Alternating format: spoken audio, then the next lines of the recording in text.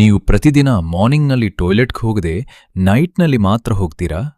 ಹಾಗಿದ್ರೆ ಈ ವಿಡಿಯೋವನ್ನು ಕೊನೆಯವರೆಗೂ ನೋಡಿ, ಯಾಕಂದ್ರೆ ಈ ಒಂದು ಹ್ಯಾಬಿಟ್ ನಿಮ್ಮ ಹೆಲ್ತ್ ಮೇಲೆ ಪರಿಣಾಮ ಬೀರುವ ಸಾಧ್ಯತೆ ಇದೆ. ನಮಸ್ಕಾರ ಸ್ನೇಹಿತರೆ, ಇವತ್ತಿನ ವಿಡಿಯೋನಲ್ಲಿ ತುಂಬಾ ಜನರಿಗೆ ಗೊತ್ತಿಲ್ಲದ ಒಂದು ಟಾಪಿಕ್ ಬಗ್ಗೆ ಮಾತನಾಡೋಣ. ಬಹಳ ಜನರು ಮಾರ್ನಿಂಗ್ನಲ್ಲಿ ಟಾಯ್ಲೆಟ್ಗೆ ಹೋಗೋದಿಲ್ಲ. ಕೆಲವರು ಆಫೀಸ್, ಕಾಲೇಜ್ ಅಥವಾ ವರ್ಕ್ಗೆ ಬೇಗ ಹೋಗಬೇಕಾದ ಕಾರಣ ಮೋಷನ್ನನ್ನು ತಡೆದುಕೊಳ್ತಾರೆ. ನಂತರ ನೈಟ್ನಲ್ಲಿ ಮಾತ್ರ ಟಾಯ್ಲೆಟ್ಗೆ ಹೋಗ್ತಾರೆ. ಒಂದು ವಿಷಯ ನೆನಪಿರಲಿ, ನೈಟ್ನಲ್ಲಿ ಟಾಯ್ಲೆಟ್ಗೆ ಹೋಗುವುದು ತಪ್ಪಲ್ಲ, ಆದರೆ ಮೋಷನ್ನನ್ನು ಹೆಚ್ಚು ಹೊತ್ತು ತಡೆದು ಇಡುವುದು ಅಥವಾ ರೆಗ್ಯುಲರ್ ಹ್ಯಾಬಿಟ್ ಇಲ್ಲದಿರುವುದು ಕೆಲವು ಆರೋಗ್ಯ ಸಮಸ್ಯೆಗಳಿಗೆ ಕಾರಣವಾಗಬಹುದು. ಹಾಗಾದರೆ ಅವು ಯಾವುವು ನೋಡೋಣ. Number 1, constipation. ನೀವು ಮೋಷನ್ನನ್ನು ಹೆಚ್ಚು ಹೊತ್ತು ತಡೆದು ಇಟ್ಟರೆ ಅದು ಗಟ್ಟಿಯಾಗಬಹುದು. ಇದರಿಂದ ಕಾನ್ಸ್ಟಿಪೇಷನ್ ಆಗುವ ಸಾಧ್ಯತೆ ಹೆಚ್ಚಾಗುತ್ತದೆ. ನಂತರ ಟಾಯ್ಲೆಟ್ಗೆ ಹೋದಾಗ ಹೆಚ್ಚು ಒತ್ತಡ ಹಾಕಬೇಕಾಗಬಹುದು. ನಂಬರ್ 2, ಗ್ಯಾಸ್ ಮತ್ತು ಹೊಟ್ಟೆ ಉಬ್ಬರ್.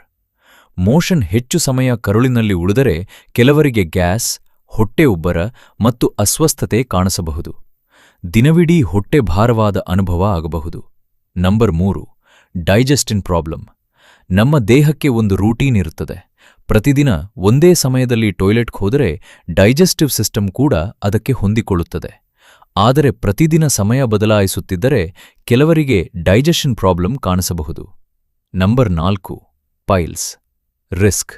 ದೀರ್ಘಕಾಲ ಕಾನ್ಸ್ಟಿಪೇಷನ್ ಇದ್ದರೆ ಮತ್ತು ಟಾಯ್ಲೆಟ್ನಲ್ಲಿ ಹೆಚ್ಚು ಒತ್ತಡ ಹಾಕಬೇಕಾದರೆ ಪೈಲ್ಸ್ ಆಗುವ ಅಪಾಯ ಹೆಚ್ಚಾಗಬಹುದು. ಇದು ಎಲ್ಲರಿಗೂ ಆಗುವುದಿಲ್ಲ, ಆದರೆ ರಿಸ್ಕ್ ಹೆಚ್ಚಾಗುತ್ತದೆ. Number 5, whole day discomfort. ಬೆಳಗ್ಗೆ ಹೊಟ್ಟೆ ಸರಿಯಾಗಿ ಖಾಲಿಯಾಗದಿದ್ದರೆ ಕೆಲವರಿಗೆ ದಿನವಿಡೀ ಆರಾಮವಾಗಿರುವುದಿಲ್ಲ. ದೇಹ ಭಾರವಾಗಿರುವಂತೆ ಅನಿಸಬಹುದು ಮತ್ತು ಎನರ್ಜಿ ಕೂಡ ಕಡಿಮೆಯಾಗಬಹುದು.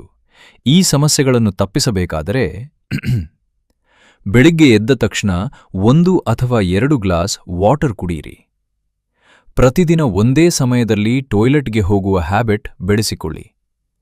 ಫೈಬರ್ ಇರುವ ಆಹಾರ ಹೆಚ್ಚು ತಿನ್ನಿ. ದಿನಕ್ಕೆ ಸಾಕಷ್ಟು ವಾಟರ್ ಕುಡಿಯಿರಿ. ಪ್ರತಿದಿನ ಕನಿಷ್ಠ 20-30 ನಿಮಿಷ ವಾಕಿಂಗ್ ಅಥವಾ ಎಕ್ಸಸೈಸ್ ಮಾಡಿ.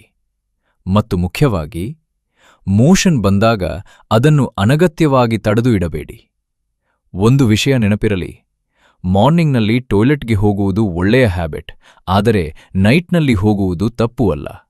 ಮುಖ್ಯವಾದದ್ದು ರೆಗ್ಯುಲರ್ ಟಾಯ್ಲೆಟ್ ಹ್ಯಾಬಿಟ್ ಮತ್ತು ಆರೋಗ್ಯಕರ ಜೀವನಶೈಲಿ. ಈ ವಿಡಿಯೋ ನಿಮಗೆ ಇಷ್ಟವಾದರೆ ಲೈಕ್ ಮಾಡಿ. ಇನ್ನಷ್ಟು ಹೆಲ್ತ್ ಟಿಪ್ಸ್ಗಳಿಗಾಗಿ ನಮ್ಮ ಚಾನಲ್ ಅನ್ನು ಸಬ್ಸ್ಕ್ರೈಬ್ ಮಾಡಿ. ಧನ್ಯವಾದಗಳು.